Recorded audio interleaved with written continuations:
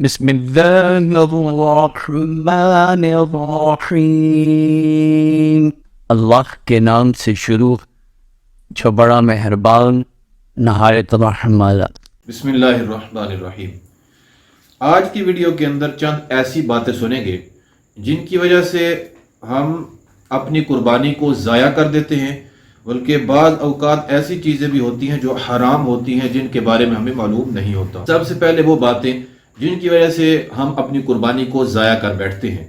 پہلی بات یہ کہ بعض اوقات ذبح کرتے وقت جانور کو ایک ساتھ قصاب ہوتا ہے، تو اس کے ساتھ جس کی طرف سے جانور ذبح کیا جا رہا ہوتا ہے وہ بھی بعض اوقات چھری پر جو ہے وہ اپنا ہاتھ وغیرہ رکھ لیتا ہے۔ تو اس کے اندر یہ مسئلہ یاد رکھیے کہ اگر جتنے افراد نے بھی چھری پر ذبح کرتے وقت ہاتھ رکھا، سب کے لیے بسم اللہ اللہ اکبر یعنی اللہ عز و جل کا نام لینا ضروری ہے۔ اگر ان میں سے کسی ایک شخص نے بھی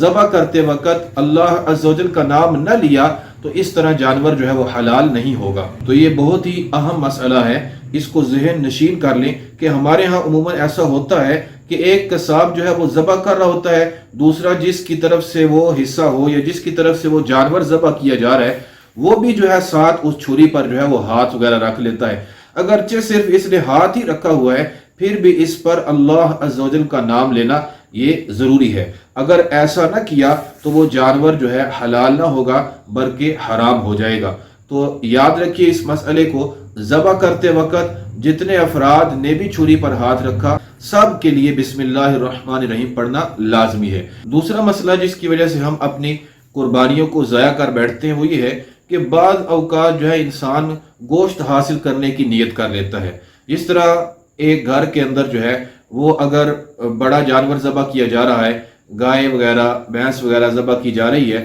تو اب اس کے ساتھ ایک بکرا لے لیا جاتا ہے اور اس کے اندر یہ نیت کر لی جاتی ہے کہ چلے بکرے کا گوشت بھی ہمیں حاصل ہو جائے گا۔ تو یاد رکھیے اگر کسی نے صرف قربانی کے اندر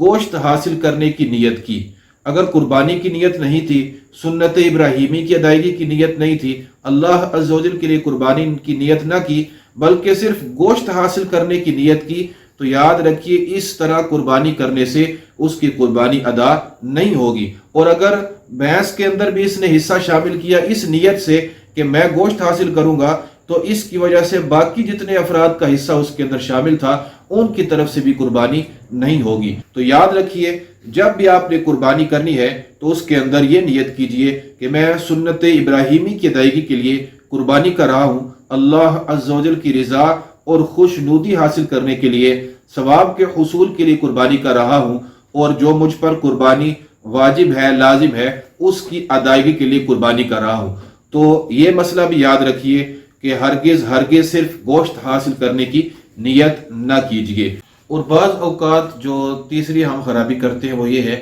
کہ قصاب یعنی جس نے جانور ذبح کیا گوشت بنایا اس کو اجرت میں ہی کچھ گوشت دے دیا جاتا ہے، یا کھال یا جانور کی سری پائے وغیرہ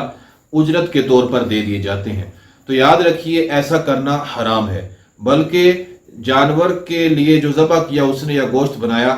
قصاب سے پہلے ہی اس کی اجرت جو ہے وہ الگ سے طے کر لی جائے۔ گوشت میں سے کچھ نہیں دے سکتے، اس کی کھال وغیرہ یا اس کی سری پائے وغیرہ اجرت کے طور پر نہیں دیے جا سکتے۔ ہاں اگر اجرت وغیرہ پہلے سے طے تھی وہ دی، اور ساتھ خود گوشت وغیرہ یا کوئی چیز وہ تبرک کے طور پر دینا چاہتا ہے، وہ عید پہ جو گوشت تقسیم کیا جاتا ہے اس طور پر اگر اس کو دینا چاہتا ہے تو اس کے اندر کوئی حرج نہیں۔ اور یہ بھی کہ قصاب کو خود مانگ کر جو ہے وہ ضد کر کے گوشت حاصل کرنا یا میں فلاں حصے کا گوشت لے کر جاؤں گا اس طرح مطالبہ کرنا یہ بھی درست نہیں۔ تو اس ویڈیو کے اندر 3 باتیں آپ کو بتائی گئی کہ جن کی وجہ سے ہماری قربانی پر اثر پڑتا ہے۔ پہلی 2 تو ایسی باتیں ہیں جن کی وجہ سے قربانی جو ہے وہ ضائع ہو جاتی ہے۔ کسی ایک نے بسم اللہ الرحمن الرحیم نہ پڑھی یا پھر جو ہے اس کے اندر گوشت حاصل کرنے کی نیت تھی تو اس سے قربانی ضائع ہو جاتی ہے۔ اور تیسری بات جو بتائی کہ قصاب کو جو ہے اجرت کے طور پر کوئی چیز دینا